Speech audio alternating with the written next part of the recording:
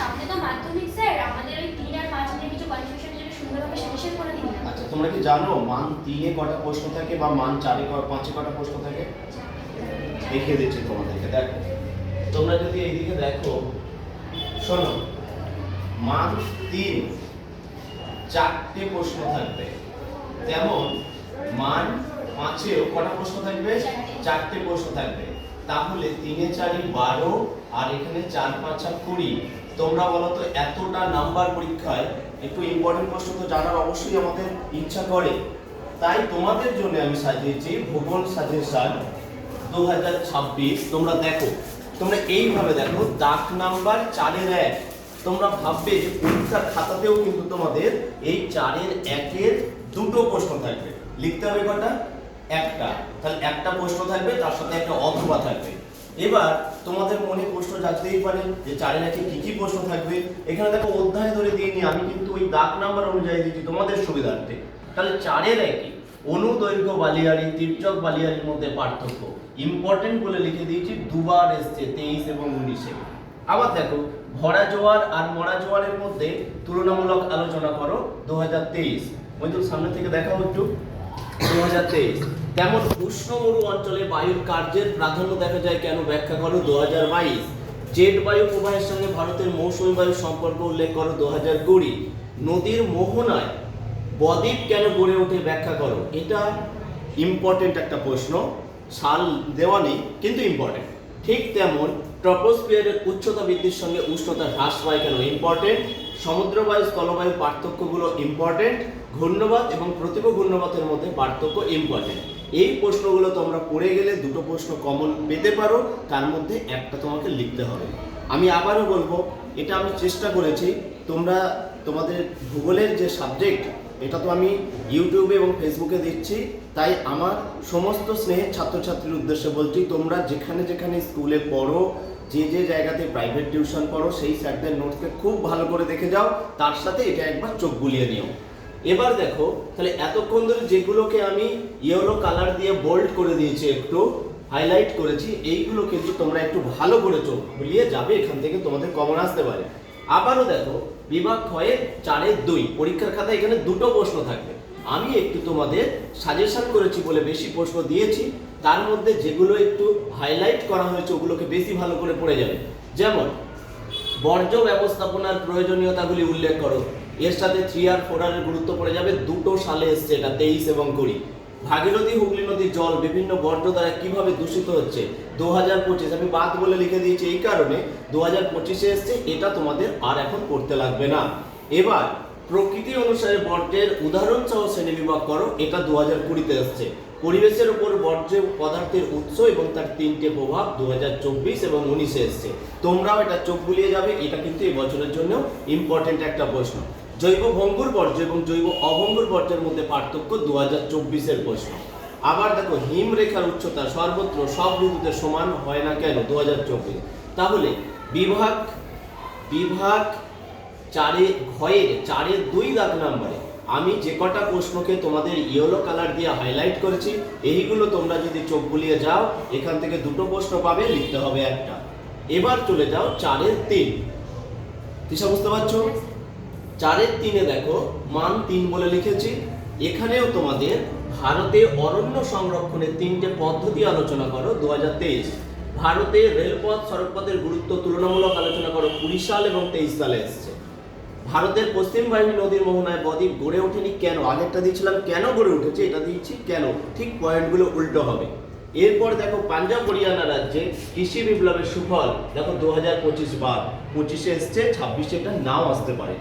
এবার ভারতে ক্রান্তীয় চিরহরিত উদ্ভিদ ক্রান্তীয় পর্ণমোচী উদ্ভিদের বৈশিষ্ট্য পার্থক্য উল্লেখ করে, এটা 2019 সালে এসেছে।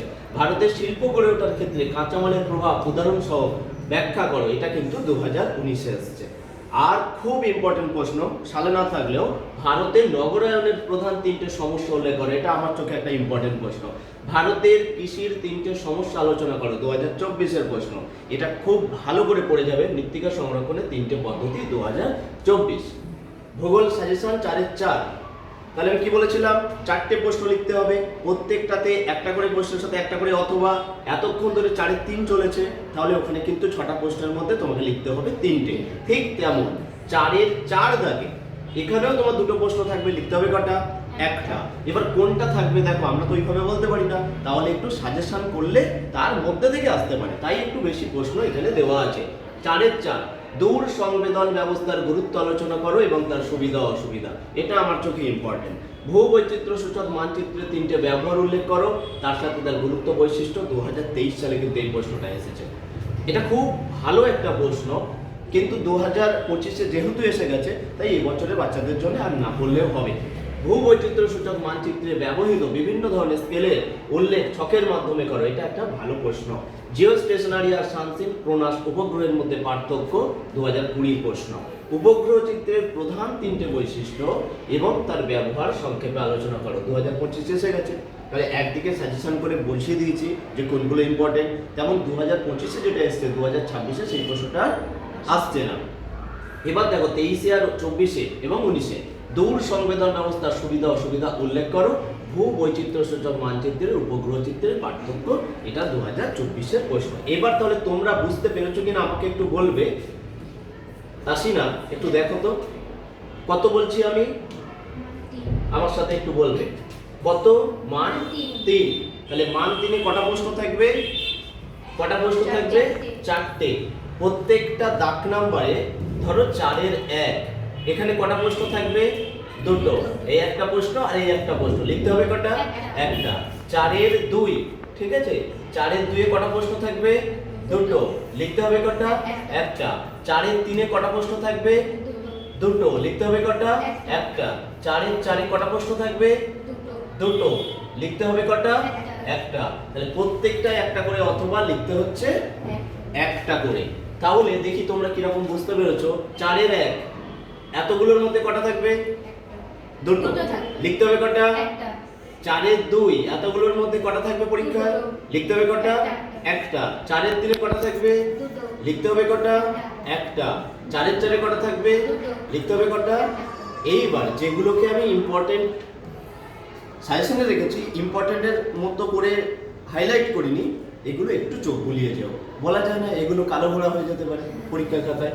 এবার চলে যাচ্ছি আমরা, তোমরা বলো কিসে যাচ্ছি, মান 5-এ। 5-এর দাগে কটা থাকবে, দেখো আমি একটা টেস্ট পেপার হাতে নিয়েছি, এখানে তোমরা দেখতে পাবে মান 5-এ, মান 5-এর 2টো প্রশ্ন, এখানে 2টো প্রশ্ন, তাহলে কটা প্রশ্ন টোটাল, 4টে প্রশ্ন। তাহলে মান 5-এও কিন্তু 4খানা প্রশ্ন থাকবে। 5-এর 1 এইখানে যে প্রশ্নগুলো ইম্পর্টেন্ট দেখিয়েছি, আবার দেখো 5-এর 2 এখানে কিছু প্রশ্ন ইম্পর্টেন্ট দেখিয়েছি, 5-এর 3 এখানে কিছু প্রশ্ন ইম্পর্টেন্ট, আর 5-এর 4-এ কিছু ইম্পর্টেন্ট। তাহলে এইগুলো একটু ব্যাখ্যা করে দেখা যাক। 5-এর 1 দেখো, নদীর ক্ষয়কার্যের ফলে গঠিত 3টি ভূমিরূপের চিত্র সহ বর্ণনা দাও, 23 আর 19-এ এসছে, তাহলে এই বছরের জন্য আমাদের ইম্পর্টেন্ট। এরপরে আমরা চলে যাব মধ্য গতিতে নদীর সঞ্চয় কাজের ফলে গঠিত 3টে ভূমিরূপ চিত্র সহ, 2022-এ এসছে, আর এই প্রশ্নটা 2025-এ এসছে বলে আমরা 3-এর প্রশ্নটাকে এই বছরের জন্য বাদ দিয়ে দেব। তারপর আমরা চলে যাব বায়ুর ক্ষয়কার্যের ফলে গঠিত ভূমিরূপ 2024 আর ভূমধ্যসাগরীয় জলবায়ুর প্রধান বৈশিষ্ট্য 2024। তাহলে এই 5টার মধ্যে একটা বাদ চলে গেল, থাকলো 4টে, এখান থেকে কটা কম পেয়ে যাব, একটা জেনুইন এখান থেকে আমরা পেয়ে যাব। এরপর আমরা চলে যাব 5-এর 2, এখানে বায়ুমণ্ডলে উষ্ণতার তারতম্যের 3টে কারণ, ছবি অবশ্যই দিতে হবে, মান 5-এর প্রশ্ন, 2023-এ এসছে। হিমালয় ও জলধারা মিলিত সঞ্চয় কার্যের ফলে, এটা হিমবাহ হবে, হিমবাহ ও জলধারার মিলিত সঞ্চয় কার্যের ফলে সৃষ্ট 3টে ভূমিরূপ। বায়ুমণ্ডলের ট্রপোস্ফিয়ার আর স্ট্র্যাটোস্ফিয়ারের স্তরগুলি আলোচনা করে, এটা করতে হবে না। নিরক্ষীয় নিম্নচাপ বলয় আর মেরুদেশী উচ্চচাপ বলয় সৃষ্টির কারণগুলি ব্যাখ্যা করো, বাদ। কিন্তু এই প্রশ্নটা ইম্পর্টেন্ট, পৃথিবীর নিয়ত বায়ু প্রবাহগুলির উৎপত্তি আর গতিপথ চিত্র সহ ব্যাখ্যা করো, এটা কিন্তু একটা ইম্পর্টেন্ট প্রশ্ন। তাহলে আমার 2টো দাগ হয়ে গেল। এবার চলে যাব 5-এর 3, শৈলক্ষে বৃষ্টিপাত কিভাবে সংঘটিত হয় তা চিত্র সহ উদাহরণ সহযোগে ব্যাখ্যা করো, এটা কিন্তু তখন 2বার এসছে, 23-এ এসছে এবং 20 সালে এসছে। এবার দেখো এটা ইম্পর্টেন্ট প্রশ্ন, হিমবাহের সঞ্চয়ের ফলে সৃষ্ট 3টে ভূমিরূপ আর বায়ুর সঞ্চয়ের ফলে সৃষ্ট 3টে ভূমিরূপ, এটা কিন্তু 2022-এ এসছে। ঠিক তেমন সমুদ্র স্রোতের প্রভাব, খুব গুরুত্বপূর্ণ একটা প্রশ্ন, 2বার এসছে, 24 এবং 20-তে, এবছরের জন্য তোমরা পড়ে যাবে। আর একদম লাস্ট দাগে চলে যাই, সমুদ্র স্রোত সৃষ্টির নিয়ন্ত্রকগুলি আলোচনা করো। শুষ্ক অঞ্চলে বায়ু আর জলধারার মিলিত কার্যের ফলে গঠিত ভূমিরূপ। আর একটা হচ্ছে জোয়ার ভাটা সৃষ্টি। এটা খুব ইম্পর্টেন্ট ছিল, কিন্তু যেহেতু 25 চলে এসেছে তাই এই বছরের জন্য আমরা পড়বো না। এরপরে চলে যাচ্ছি সমুদ্র স্রোত। এটা কিন্তু খুব ইম্পর্টেন্ট প্রশ্ন, স্রোত সৃষ্টির কারণ আর ব্যাখ্যা। এবার এই দিকটা যদি আমরা দেখি, উত্তর ভারত এবং দক্ষিণ ভারতের নদ নদীর প্রাকৃতিক বৈশিষ্ট্যের পার্থক্য। ভারতের পূর্ব পশ্চিম উপকূলে সমভূমির প্রাকৃতিক বৈশিষ্ট্য। তার মানে তোমরা নিশ্চয়ই বুঝতে পেরেছো, যেগুলোকে আমি ইয়েলো কালারের করে দিয়েছি, হাইলাইট করে দিয়েছি এবং পাশে সাল উল্লেখ করে দিয়েছি, ইম্পর্টেন্ট বলে লিখে দিয়েছি, সেইগুলো কিন্তু এই বছরের জন্য খুবই গুরুত্বপূর্ণ। তাই মাধ্যমিক আর বেশি দেরি নেই। আমার সমস্ত স্নেহের ছাত্রছাত্রীর উদ্দেশ্যে বলবো, যত তাড়াতাড়ি সম্ভব এইগুলোকে একটু চোখ বুলিয়ে নাও, পরীক্ষার খাতায় পাওয়ার সাথে সাথে লেখা শুরু করে দেবে। এবছর কিন্তু ভারতে ইক্ষু চাষের অনুকূল প্রাকৃতিক পরিবেশ খুব ইম্পর্টেন্ট একটা প্রশ্ন। তাহলে একবার কোথা থেকে দেখাবো? এটা এই জায়গা থেকে একবার দেখাতে যাই। আমার স্নেহের ছাত্রছাত্রীরা যে জায়গাতে মনে হবে দরকার একটু স্ক্রিনশট নিয়ে নেবে ভিডিও চলাকালীন অবস্থায়। এই প্রশ্নগুলো এখানে ইম্পর্টেন্ট। যেমন 5-এর 2 দাগে যদি চলে যায়, এখানে দেখো এই প্রশ্নগুলো ইম্পর্টেন্ট।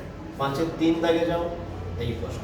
প্রত্যেক বছর এরকম থাকে। পেট্রোরাসায়নিক শিল্পের কেন্দ্রীয় ভবনের কারণ, ভারতে ধান চাষের অনুকূল প্রাকৃতিক পরিবেশ, ভারতে কার্পাস বয়ন শিল্পের অধিক উন্নতির কারণ।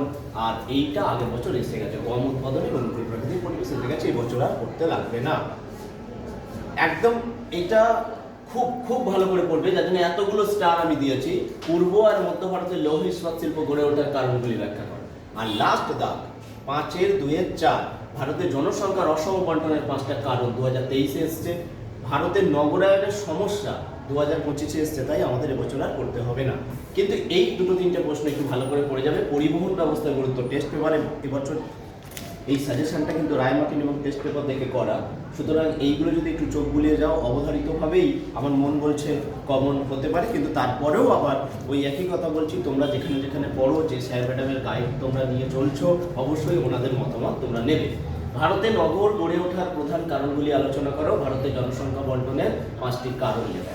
আর একদম লাস্ট কোশ্চেন, ভারতের ক্রান্তীয় চিরহরিত অরণ্য, ক্রান্তীয় মরু উদ্ভিদের বৈশিষ্ট্যের উপর জলবায়ুর প্রভাব আলোচনা করো।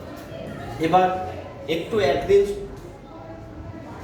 ম্যাপ নিয়ে এই ম্যাপগুলোকে একটু চোখ বুলিয়ে যাবে, ঠিক আছে? এই ম্যাপগুলোকে একটু চোখ বুলিয়ে যাবে, যাতে করে তোমাদের সকলেরই একটু সুবিধে হয়।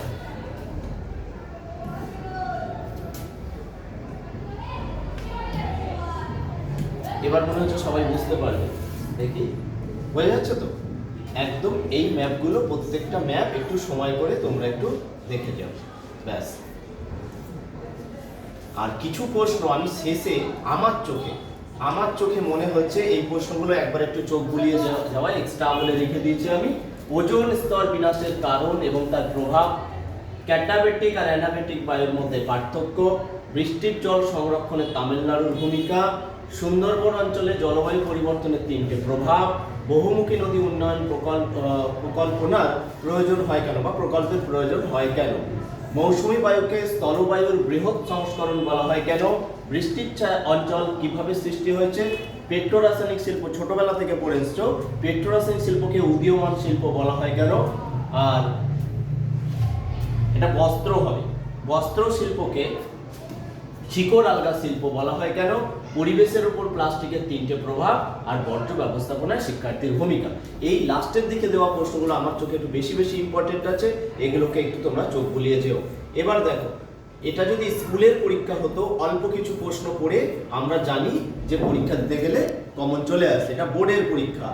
মাধ্যমিকে তোমরা জানো জানুয়ারি মাস থেকে ক্লাস শুরু হয়, পরের বছরে গিয়ে ফেব্রুয়ারি মাসে পরীক্ষা, এতটা সময় হাতে থাকে, তোমাদের নিশ্চয়ই সব রেডি করা আছে।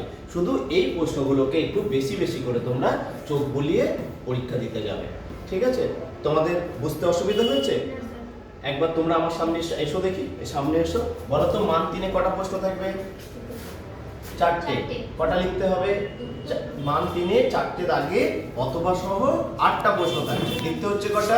4টে। ঠিক তেমনই মান 5-এ কটা থাকবে দেখি একবার। এখানে আমি বলি মান 3-এ তাহলে কটা থাকছে? চারটে। চারটে লিখতে হচ্ছে, অথবা সহ থাকছে কিন্তু আটটা, অথবা সহ ভেতরে থাকছে আটটা, কিন্তু লিখতে হচ্ছে চারটে। তেমন মান 5-এ কটা থাকছে, অথবা সহ কটা থাকছে, আটটা, লিখতে হবে কটা, চারটে। তাহলে তোমরা এই সাজেশন দেখে যাও, আশা করি তোমাদের সাফল্য আসবে। ধন্যবাদ।